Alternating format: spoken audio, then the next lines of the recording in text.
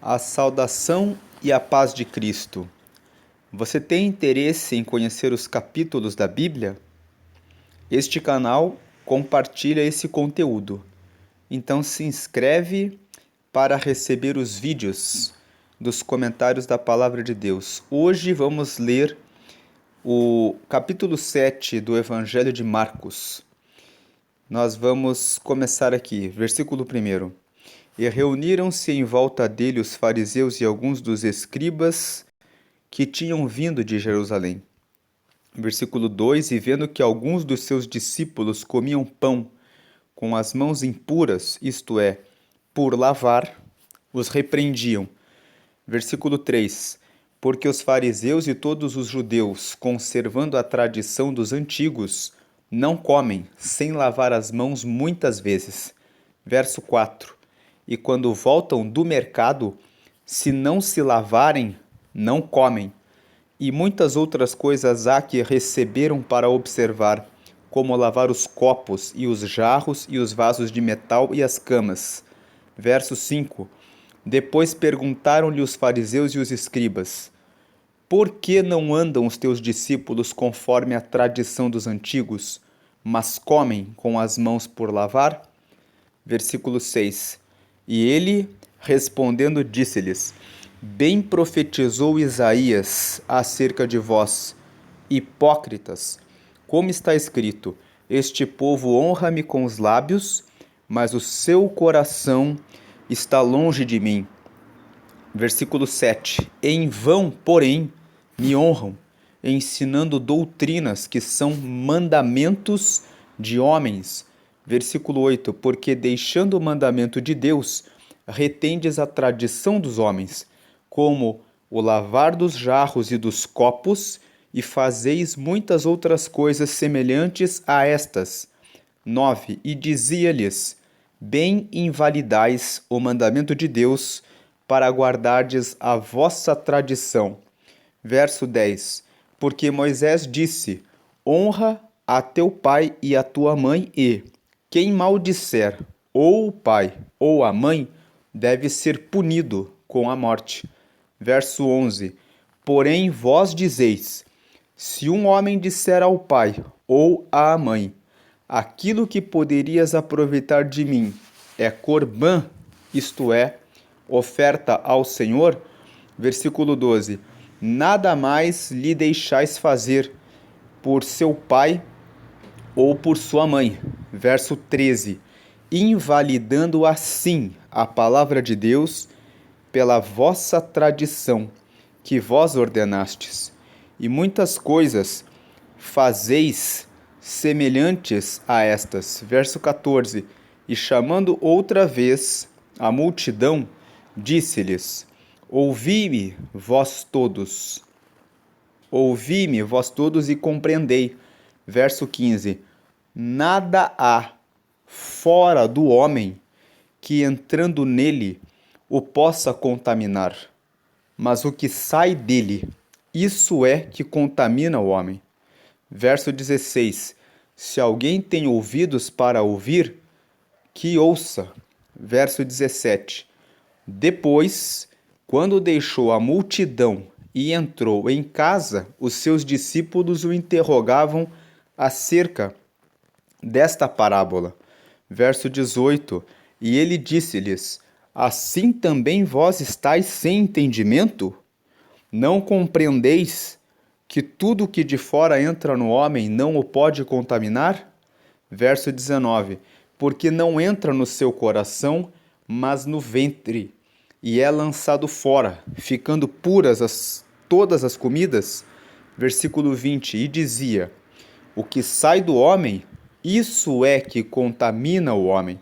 Versículo 21: Porque do interior do coração dos homens saem os maus pensamentos, os adultérios, as prostituições, os homicídios.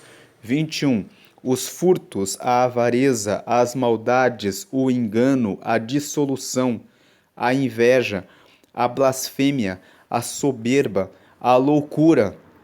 Verso 23: Todos estes males procedem de dentro e contaminam o homem. Versículo 24: e levantando-se dali, foi para os territórios de Tiro e de Sidom, e entrando numa casa, queria que ninguém o soubesse, mas não pôde esconder-se. Vamos parar aqui no versículo 24 e fazer a primeira meditação em cima desse capítulo 7 de Marcos.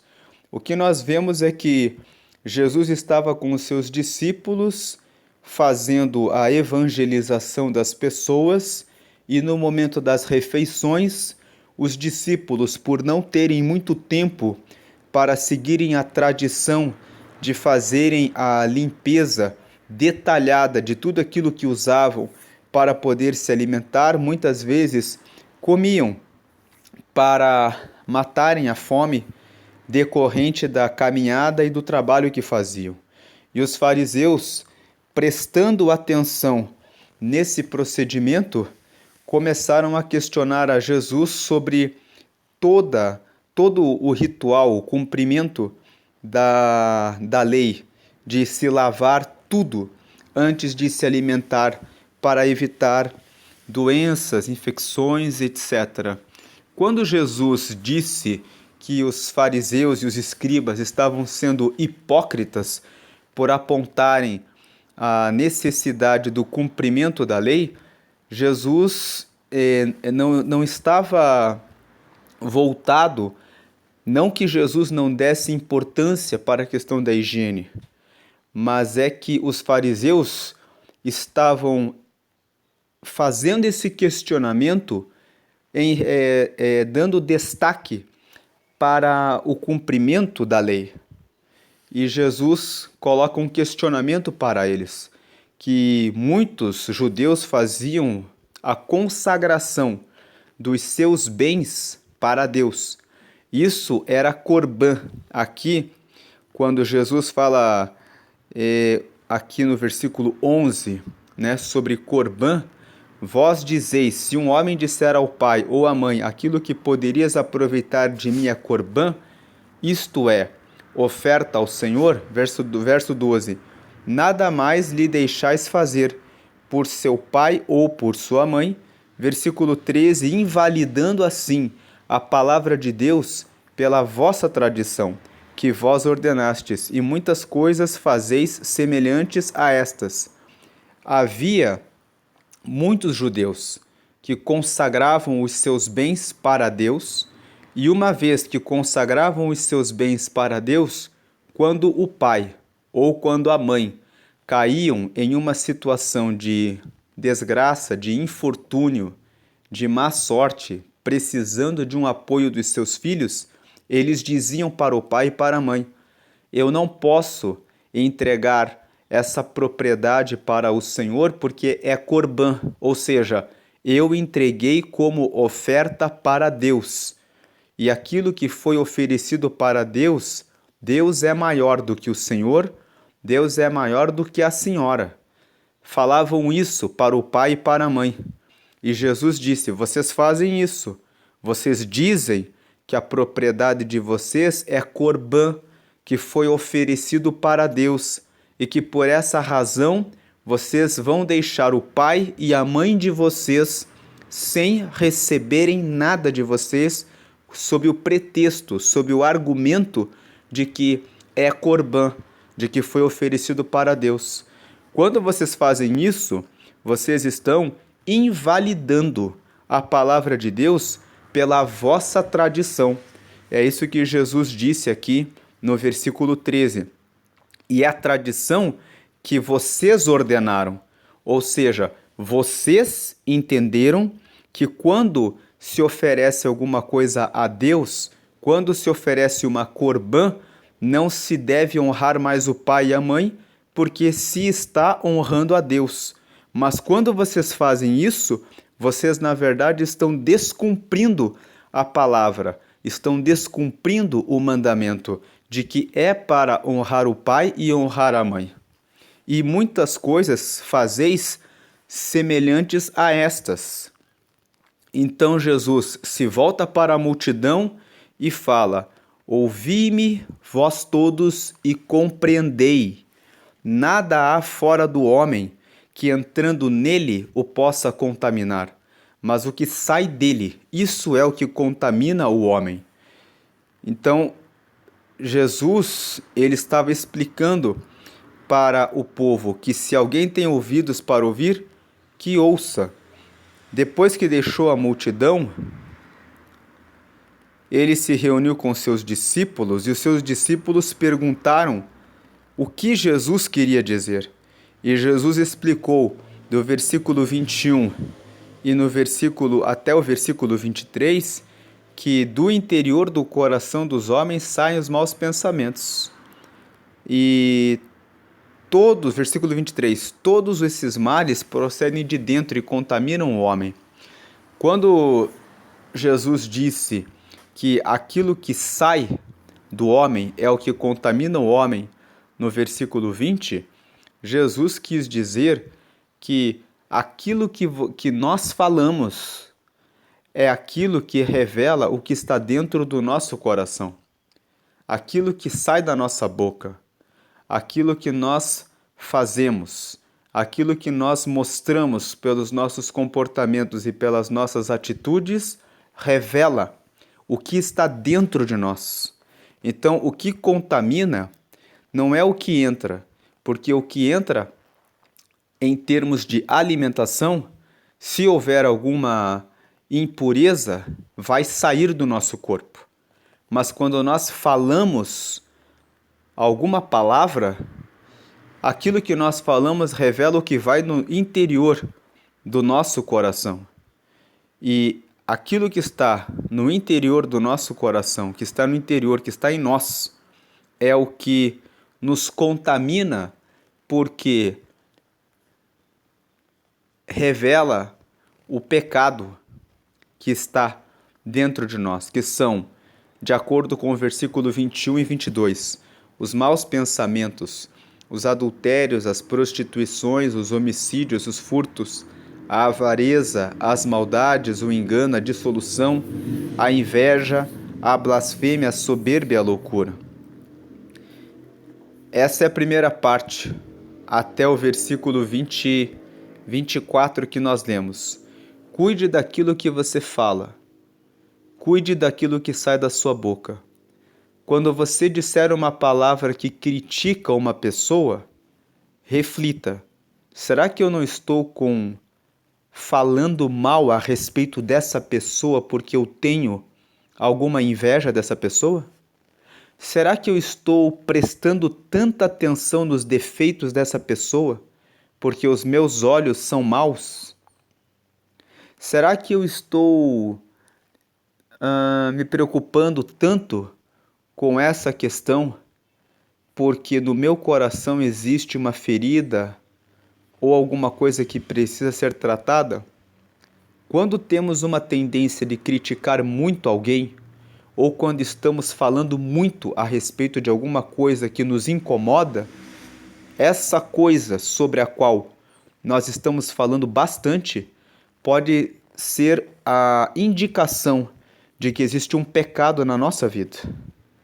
Pode existir raiz de amargura, pode existir inveja, pode existir ressentimento, pode existir mágoa, pode existir falta de perdão. Quando a mulher dentro de um casamento sempre volta no mesmo assunto em relação a uma atitude do seu marido, ou quando o marido sempre aponta uma coisa que a sua esposa fez e o assunto sempre retoma uma situação desagradável, isso significa que aquela ferida ainda ficou no coração. Se é para perdoar, o perdão deve ser genuíno, deve realmente restabelecer o laço, o vínculo matrimonial. Repetir para o filho, para a filha, a mesma palavra, ou em relação ao pai, ou em relação à mãe, por alguma coisa que foi feita no passado, são sinais de que não houve perdão, de que não houve cura dentro da alma, dentro do coração em relação àquele assunto. Essas coisas podem ser percebidas por aquilo que nós dizemos, por aquilo que nós falamos. Quando repetimos as mesmas palavras, percebemos que não houve tratamento. Quando falamos muito a respeito de um assunto, como por exemplo, falas a respeito do corpo de mulheres, do corpo de outras pessoas, pode existir raiz de adultério, de prostituição.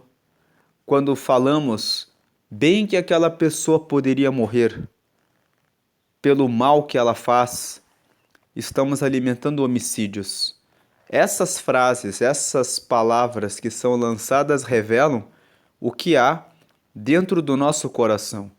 Prestar atenção naquilo que dizemos, prestar atenção naquilo que falamos, é uma fonte de conhecimento a respeito do que vai no nosso coração. Quando usamos muito a zombaria, o humor negro, a palavra que diminui o próximo, a palavra que procura ridicularizar o próximo, isso indica que no nosso coração existe soberba, que no nosso coração existe loucura, que no nosso coração existem preconceitos. Então, a prestar atenção no que dizemos, o que falamos, traz uma indicação muito importante do que está dentro do nosso coração e que deve ser conformado à palavra de Deus. Então, em uma frase, cuide daquilo que você fala, ou preste bastante atenção ao que você fala. Se você anotasse tudo o que você fala, você se sentiria feliz de dizer: que bom que as palavras que estão saindo da minha boca estão colaborando para a edificação das pessoas. Ou o que eu tenho falado tem revelado a mim mesmo quanto eu ainda preciso crescer no conhecimento de Jesus e na modificação e na conformação da minha pessoa ao reino de Deus. Versículo 24. E levantando-se dali foi para os territórios de Tiro e de Sidom, e entrando numa casa queria que ninguém o soubesse, mas não pôde esconder-se. Antes de avançar aqui para a segunda parte de Marcos capítulo 7, nós podemos dizer que Jesus, ele não tem prazer em pessoas que são religiosas.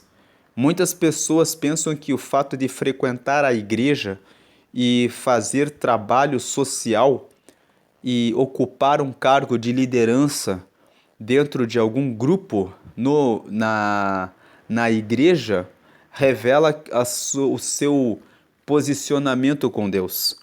Mas Tiago, condenando a religiosidade, esclareceu o que é a verdadeira religião. Ele disse aqui no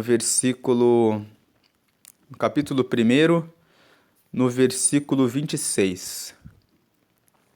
Se alguém entre vós cuida ser religioso e não refreia a sua língua, antes engana o seu coração.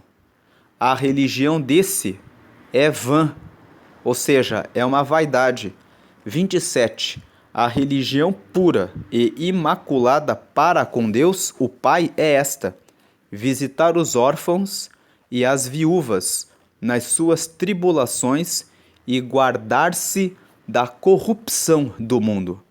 O mundo é corrompido quando incentiva a inveja, a discriminação, o preconceito, o considerar o próximo como inferior, como menor, como indigno, como uma pessoa que não merece o nosso respeito. Tudo isso vem sendo alimentado nas redes sociais. Pessoas que criam grupos para atacar umas às outras. Pessoas que criam grupos religiosos, dizendo: eu sou da igreja A, eu sou da igreja B, eu sou da igreja C. Sites que falam sobre fofoca gospel. Qual o interesse de cuidarmos da vida das outras pessoas? Tiago esclarece que a religião vem de religare, religar o ser humano a Deus. Nós somos religados a Deus e Tiago fala aqui que a religação pura, né, e imaculada para com Deus é esta: visitar os órfãos. Muitas pessoas estão nos orfanatos e as pessoas ali não estão recebendo visita de cristãos. Os cristãos estão envolvidos em acompanhar canais de fofoca para tratarem a respeito da vida do cantor A, do pastor B, do missionário C, e os órfãos estão ficando sem receber apoio espiritual e emocional para que possam se curar da falta de um pai e de uma mãe. As viúvas estão passando por situações difíceis. Algumas estão em asilos sem receberem visitas. Certa vez, em um asilo, encontrei um homem que ali, ao receber a visita, começou a chorar e dizer: tenho 2 filhas. Elas me colocaram aqui e nunca mais vieram me ver. Passa o Natal, passa o Ano Novo, passa o meu aniversário e eu não vejo ninguém. Apenas as pessoas que vivem aqui nesse lugar. E não só as viúvas nas suas tribulações e guardar-se da corrupção do mundo. É corrupção ficar envolvido com fofocas, ficar envolvido em, como diz Tiago no versículo 26, não refrear a língua, ficar o tempo todo falando a respeito da vida dos outros, destilando veneno com palavras discriminatórias, com palavras que atacam uma denominação e outra, sem colocarem os olhos nos céus, preocupados com os propósitos de Deus, preocupados em alcançar pessoas para o reino de Deus. Essa é uma exortação que Tiago traz sobre como usar a língua.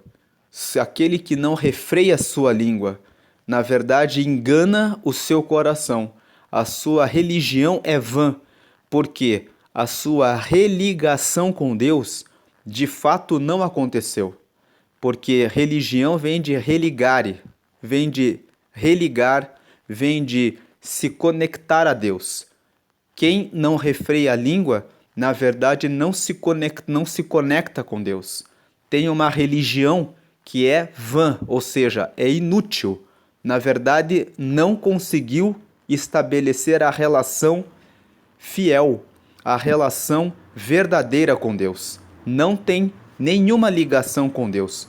Tem apenas cara de religioso. Tem apenas rótulo de cristão, capa, roupa. É membro apenas de uma denominação. Tem uma carteirinha que diz que faz parte da religião A, B ou C. Essa carteirinha que indica que você faz parte da igreja A, B ou C não vai fazer de você uma pessoa que está ligada a Deus. O que faz que você seja um cristão e conhecido no trono de Deus é fazer a visita aos órfãos, às viúvas nas tribulações e guardar-se da corrupção do mundo. Ajudar aqueles que são fracos, ajudar aqueles que precisam de ajuda, que não recebem amparo e fugir da corrupção do mundo. Voltando para Marcos, no capítulo 7, a partir do versículo 24. Agora sim, vamos para a parte 2. E levantando-se dali, foi para os territórios de Tiro e de Sidom, e entrando numa casa, queria que ninguém o soubesse, mas não pôde esconder-se. Verso 25. Porque uma mulher cuja filha tinha um espírito imundo, ouvindo falar dele, foi e lançou-se aos seus pés. E a mulher era grega, Cirofenícia de nação, e rogava-lhe que expulsasse de sua filha o demônio. Versículo 27. Mas Jesus disse-lhe: Deixa primeiro saciar os filhos, porque não convém tomar o pão dos filhos e lançá-lo aos cachorrinhos. 28. Ela, porém, respondeu e disse-lhe: Sim, Senhor, mas também os cachorrinhos comem debaixo da mesa as migalhas dos filhos. 29. Então ele disse-lhe: Por essa palavra, vai, o demônio já saiu de tua filha. 30. E indo ela para sua casa, achou a filha deitada sobre a cama, pois o demônio já tinha saído. 31. E ele, tornando a sair dos territórios de Tiro e de Sidom, foi até ao mar da Galileia, pelos confins de Decápolis. Essa é a segunda parte de Marcos capítulo 7. Podemos dizer que, mais uma vez, nós vemos a importância daquilo que nós falamos.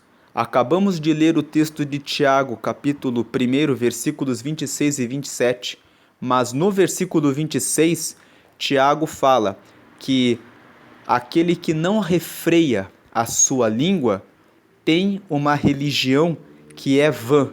Na primeira parte, nós vemos que Jesus disse que aquilo que sai da nossa boca é o que nos contamina, porque o que sai da nossa boca mostra o que está dentro do nosso coração. Nós vemos que esta mulher era grega, ela era de Cirofenícia, e quando ela pediu a Jesus que ele expulsasse o demônio da sua filha, Jesus aprovou. Disse que não era lícito arrancar o alimento dos filhos e deitá-lo aos cachorrinhos. Na verdade, Jesus chamou essa mulher de cachorra, tratou essa mulher como uma pessoa que não era digna de receber a bênção da parte dele. Por que Jesus fez isso? Jesus fez isso para provar essa mulher. Jesus fez isso para colocá-la em uma situação para ver como ela reagiria. E ela reagiu de uma forma surpreendente, porque ao invés dela tomar aquela palavra como uma ofensa, ela, sabendo quem era Jesus, ela disse que também os cachorros comem das migalhas e que o que ela queria era só uma migalha para que a filha dela ficasse curada. Ela mostrou humildade, ela mostrou que reconhecia a soberania de Jesus e que ele realmente era o Filho de Deus. Aqui vemos como ela, não sendo judia, reconheceu a soberania de Jesus, e como os fariseus, que consideravam-se autoridades nas Escrituras, olhavam para Jesus como se Jesus fosse uma pessoa comum, sem nenhuma autoridade, mesmo vendo os sinais que Jesus operava, procuravam desdizer a autoridade de Jesus, revelando com as suas palavras que estavam cheios de inveja. Aquilo que falavam de mal a respeito de Jesus revelava o que estava nos seus corações. A inveja contra Jesus, a crítica o tempo todo, prestar atenção e ficar cuidando dos passos de Jesus. Mas essa mulher não deu importância, ela sabia que Jesus operava aqueles sinais, operava aquelas maravilhas, e ela foi prestando atenção no seu propósito. Ela foi humilde, e isso permitiu que Jesus dissesse para ela. Veja que Jesus disse para ela no versículo 29, por essa palavra, vai, o demônio já saiu de tua filha. Ou seja, aquilo que saiu da boca dela determinou a resposta favorável. Por isso, mais uma vez, Marcos capítulo 7, pelo que nós estamos vendo aqui dessa leitura, é um capítulo que nos revela que poderia receber o seguinte título: Cuidado com o que você fala. O que você fala, na primeira parte do versículo 1 até o versículo 24, revela o que está dentro do seu coração. E agora, do versículo 25 até esse versículo 30, nessa segunda parte, pode ser o motivo. Aquilo que você fala pode abrir a porta para que você conquiste o que você está buscando, mas também pode fechar a porta, porque pode mostrar o teu orgulho, pode mostrar a tua soberba, a tua arrogância, o teu preconceito, a tua discriminação em relação ao próximo. Pode fechar a tua porta ou pode abrir a porta. A porta que você precisa para alcançar aquilo que você está buscando. Cuide daquilo que vai dentro do seu coração, para que você não feche as portas de oportunidades na sua vida. Preste atenção naquilo que sai da sua boca e faça sempre uma correção daquilo que está no seu coração, adequando a sua vida ao reino de Deus, porque revelando a humildade, como essa mulher revelou, ela pôde conquistar aquilo que ela estava buscando. Esse é o primeiro ponto, ela revelou a humildade para alcançar aquilo que ela precisava. Aqui no livro de Provérbios, no capítulo 13, no versículo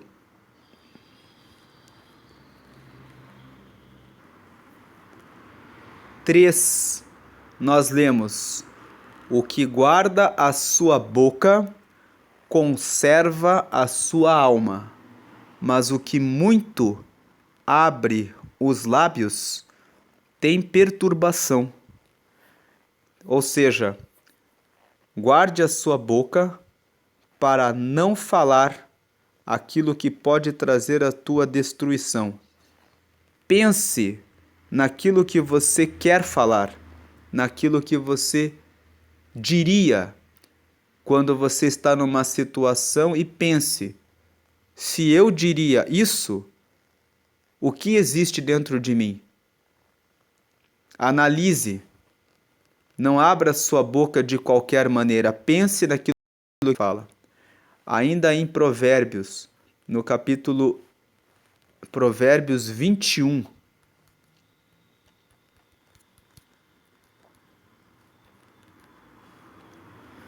nós vemos aqui no versículo 23: o que guarda a boca e a língua guarda das angústias a sua alma. Então, é importante fazer isso. E versículo 4: olhar altivo, coração orgulhoso, e até a lavoura dos ímpios são pecado. Voltando agora para Marcos, para o texto de Marcos, no capítulo 7, nós vemos que essa mulher tomou cautela, foi humilde, e com isso ela recebeu a cura. Ela conseguiu receber a vitória que ela precisava, que era que a sua filha fosse liberta do demônio que atormentava a sua filha. Versículo 31. E ele, tornando a sair dos territórios de Tiro e de Sidom, foi até ao mar da Galileia pelos confins de Decápolis. Versículo 32. E trouxeram-lhe um surdo que falava dificilmente, e rogaram-lhe que impusesse as mãos sobre ele. Versículo 33. E tirando-o à parte, de entre a multidão, pôs-lhe os dedos nos ouvidos e, cuspindo, tocou-lhe na língua. Versículo 34. E levantando os olhos ao céu, suspirou e disse: Efatá, isto é, abre-te. Versículo 35. E logo se lhe abriram os ouvidos, e a prisão da língua se desfez. Versículo 36. E ordenou-lhes que a ninguém o dissessem, mas quanto mais lhe proibia, tanto mais o divulgavam. Versículo 37. E admirando-se sobremaneira diziam: tudo faz bem, faz ouvir os surdos e falar os mudos. Esse texto que nós lemos por último mostra que a cura desse surdo que na verdade ele não era totalmente surdo, né? Porque nós vemos no versículo 32 que trouxeram-lhe um surdo que falava dificilmente. Nós aprendemos a falar de acordo com aquilo que nós ouvimos. É ouvindo que nós conhecemos a palavra e passamos a reproduzir a palavra com correção. Então, se ele falava com dificuldade, dá para entender que ele tinha uma surdez de um nível grande, mas ele conseguia ouvir um pouco. Mas o fato é que ele era surdo. E o que Jesus fez? Tem toda uma sequência nesse texto, que primeiro Jesus tirou ele à parte da multidão, segundo, pôs os dedos nos ouvidos dele, terceiro, cuspiu e tocou na língua dele. E depois, por 4, versículo 34, levantou os olhos ao céu, 5, suspirou, né? E daí 6, disse efatá, que significa abre-te. Então, houve 6 passos aqui para que Jesus realizasse essa cura. Nós lemos no livro de Marcos, no capítulo 5, que sobre a imposição das mãos e sobre a unção com óleo, que são duas formas de Deus realizar, de Jesus realizar a cura sobre as pessoas. Nós vimos isso. E aqui, aliás, Marcos capítulo 6, né? Aqui, Marcos capítulo 6, exatamente, Marcos capítulo 6. No versículo 5, nós encontramos a imposição das mãos, e no versículo, Marcos capítulo 6, versículo 5, a imposição das mãos, e Marcos capítulo 6, no versículo 11, versículo 13, a unção dos enfermos com óleo, que são duas formas de se fazerem as obras de Deus.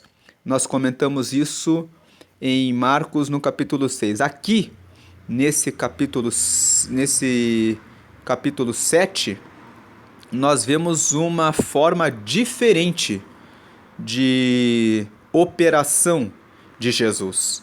Ele seguiu esses 6 passos para que esse surdo e gago, né, pudesse receber essa cura. Especialmente com relação ao cuspe, é que fica o mistério.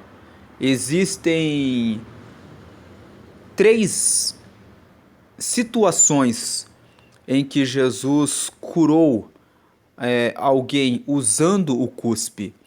E as 2 situações estão registradas aqui no livro do Evangelho de Marcos. E a terceira hipótese, a terceira situação em que Jesus curou uma pessoa com cuspe, está no Evangelho de João. A primeira passagem é essa que nós acabamos de ler. A segunda passagem está no capítulo seguinte, Marcos, no capítulo 8, no versículo... Aqui no versículo 22, Marcos 8, 22. E chegou a Betsaida, e trouxeram-lhe um cego, e rogaram-lhe que o tocasse. Versículo 23. E tomando o cego pela mão, levou-o para fora da aldeia. E veja que aqui Jesus tomou a mesma atitude em relação à cura desse surdo gago. Que Jesus tomou o surdo gago e o levou para fora, né, e ficou a sós com ele para depois curá-lo. Aqui, com relação ao cego, Jesus fez a mesma coisa, o levou para fora da aldeia e, cuspindo-lhe nos olhos e impondo-lhe as mãos, perguntou-lhe se via alguma coisa.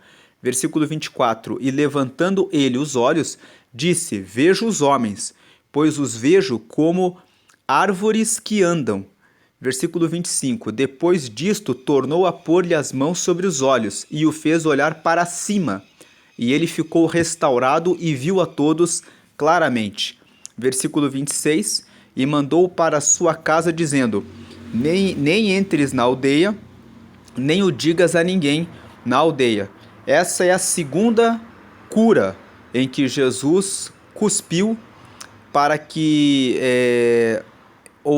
o milagre acontecesse. A terceira situação que fala sobre o uso do cuspe está no Evangelho de João, no capítulo 9.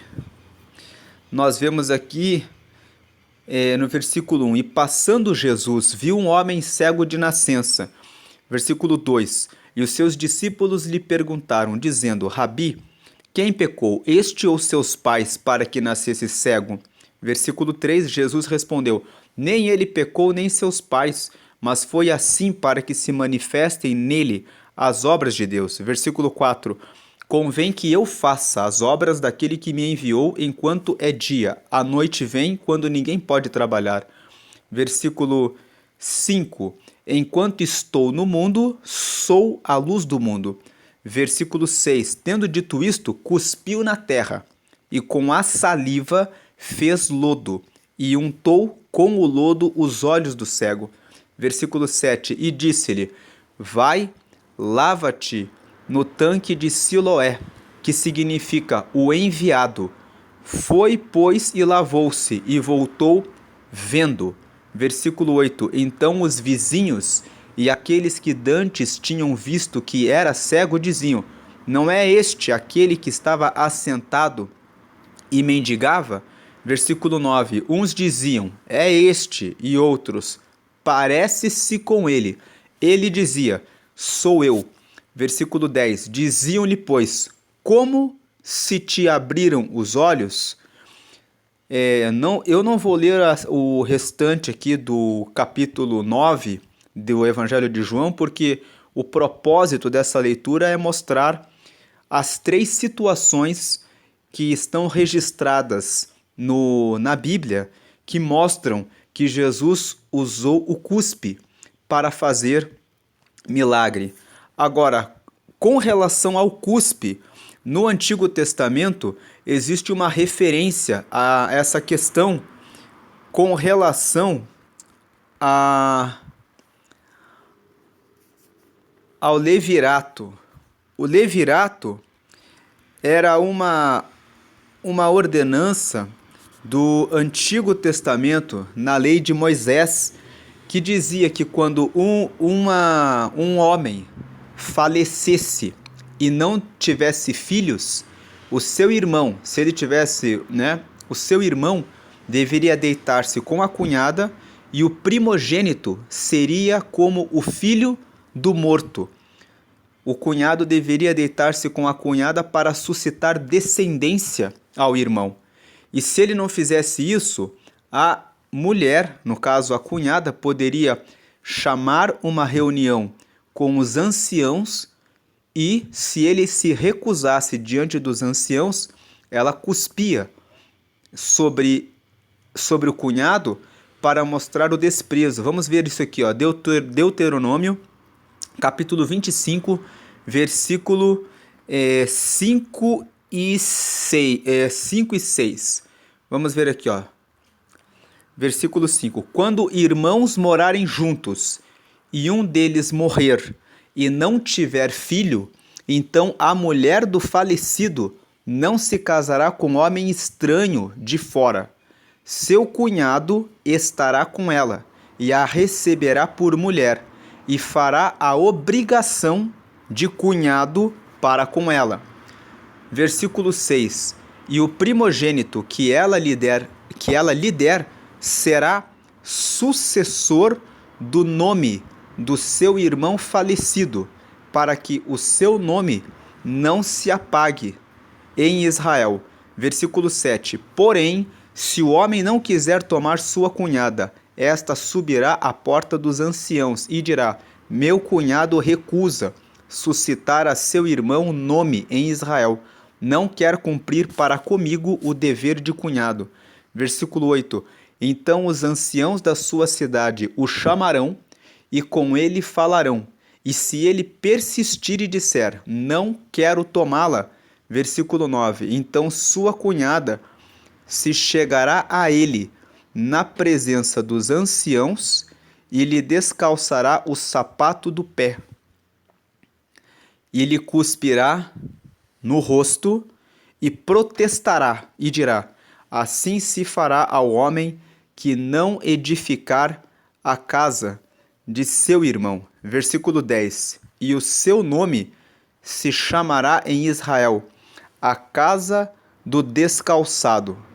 Ou seja, quando a mulher cuspia no rosto do cunhado que não aceitava cumprir o papel de suscitar um herdeiro, um sucessor ao seu irmão morto, a mulher descalçava o seu sapato.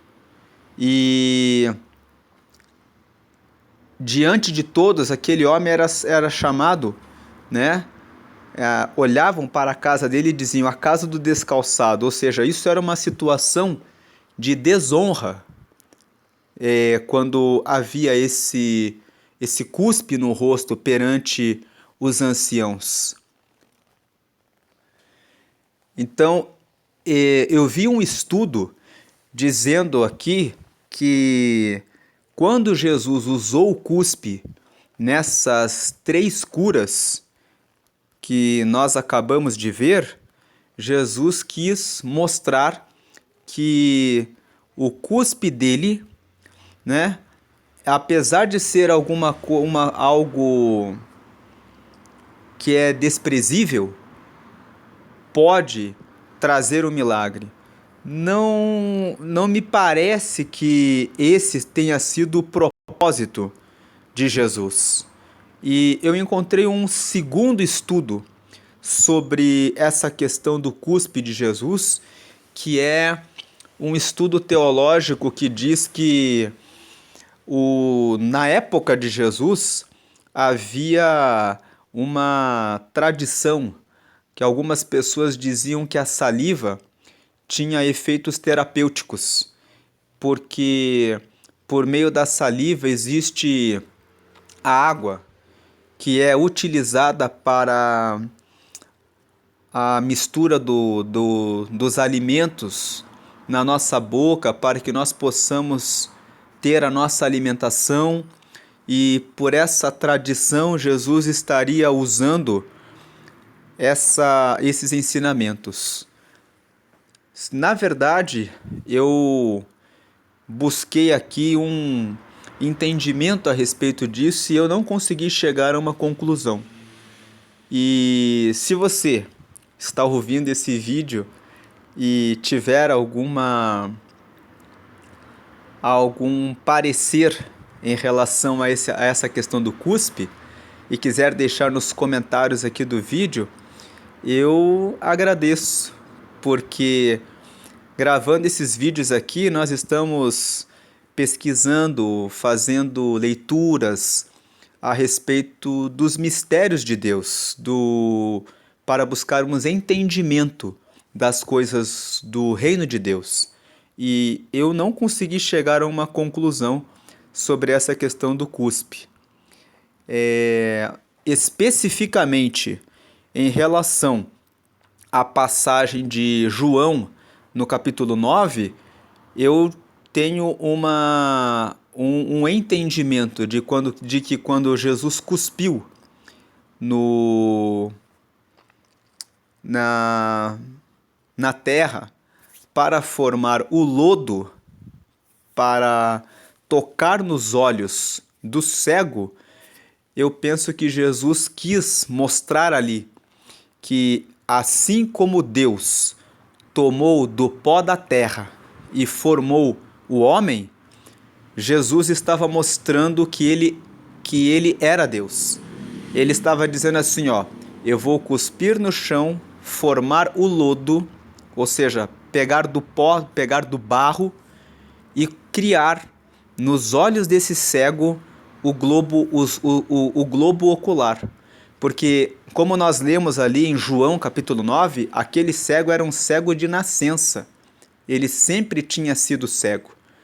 Quando Jesus cospe na terra, forma o lodo e toca nos olhos do cego, a interpretação que eu tenho é a de que Jesus estava dizendo, assim como o meu Pai, para provar que eu sou Deus, para provar que eu realmente sou o Verbo que estava com Deus no princípio, assim como o meu Pai formou o homem do pó da terra, assim também eu formo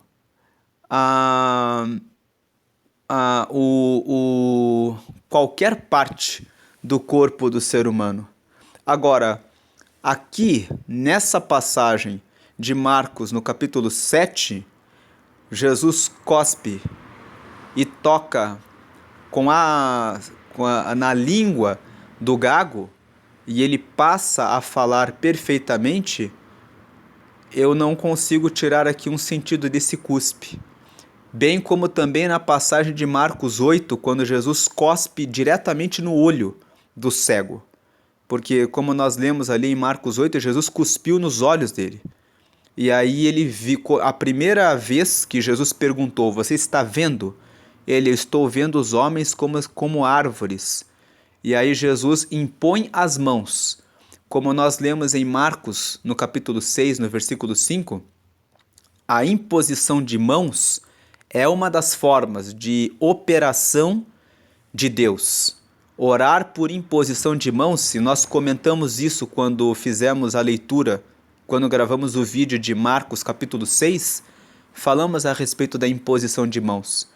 A unção com óleo, que está ali no versículo 13, é uma outra forma de curar os enfermos, mas essa forma específica de curar o surdo gago por meio de cuspe, tocando na língua dele, e depois dizendo efatá, abre-te, e essa cura do cego em Marcos, no capítulo 8, quando Jesus cospe diretamente nos olhos, é algo que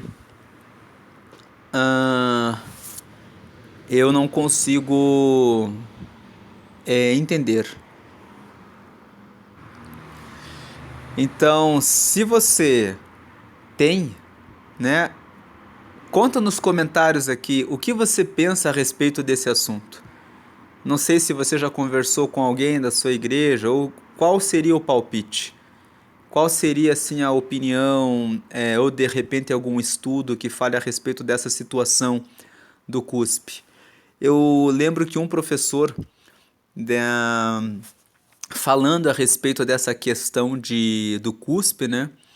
Ele dizia que ele conheceu uma igreja que o pastor deu o nome para a igreja de O Cuspe de Jesus, né? E ele falou que era uma igreja, o nome da igreja era Igreja O Cuspe de Jesus.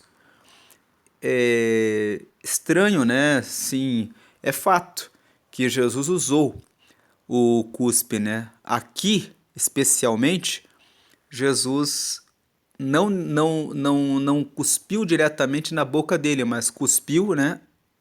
Fez a saliva, tocou e depois tocou na língua desse gago. Mas no caso de Marcos 8, ele cuspiu, literalmente, cuspiu nos olhos do cego, para que o milagre fosse operado. Mas a parte principal aqui dessa última parte desse texto mostra que Jesus realiza esse milagre. Chegando ao final desse vídeo, o que nós vemos é que Marcos capítulo 7, enquanto que Marcos capítulo 4 é marcado por 4 parábolas, aqui no Evangelho de Marcos, no capítulo 7, nós vemos que o ponto principal está relacionado à língua, está relacionado à palavra, né? Na primeira parte, Jesus fala para nós cuidarmos com aquilo que nós falamos. Na segunda parte, nós vemos que a mulher grega, a mulher cirofenícia, com base naquilo que ela disse, ela conseguiu alcançar a libertação da filha dela. E na última parte, nós vemos que Jesus realiza o toque, né, com a sua saliva na boca de um gago, de um surdo, que falava com dificuldade, para curá-lo dessa situação. Esse milagre do surdo ocorreu em Decápolis, que era uma reunião de 10 cidades que ficavam em volta do Rio Jordão. E só para encerrar, eu comentei dois versículos de Provérbios. Provérbios capítulo 13, versículo 13 e Provérbios capítulo 21, versículo 23, sobre a questão de ter cautela com aquilo que se fala, mas tem mais 2 versículos que merecem ser mencionados em relação a essa questão daquilo que se fala. Aqui em Provérbios capítulo 12, versículo 14. Vamos ler o 13 também aqui, ó. O ímpio se enlaça na transgressão dos lábios, mas o justo sairá da angústia. Então nós vemos que aquele que faz a coisa errada acaba entrando em cilada por causa daquilo que fala de mal. Mas o justo, ele sai da angústia. No caso ali, aquela mulher cirofenícia, ela estava com angústia de ver a sua filha com um demônio. E ela conseguiu sair daquela situação pela sua humildade, como nós já comentamos. Mas o versículo 14 completa o 13, dizendo assim: cada um se fartará do fruto da sua boca, e da obra das suas mãos o homem receberá recompensa. Então esse é o primeiro texto, Provérbios capítulo 12, versículos 13 e 14. E também tem o texto de Provérbios, Provérbios 18. Aqui no versículo 4, que fala assim: águas profundas são as palavras da boca do homem, e ribeiro transbordante é a fonte da sabedoria. Então, veja, com a sabedoria da palavra que a mulher Ciro-fenícia usou, ela conseguiu receber o bem. E tem aqui o versículo 7. A boca do tolo é a sua própria destruição, e os seus lábios um laço para a sua alma. Ainda aqui no versículo